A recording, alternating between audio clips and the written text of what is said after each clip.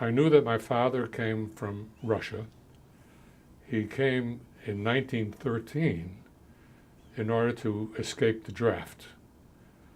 And of course, after he arrived in the United States and became, I guess, a citizen, he got drafted into the American Army.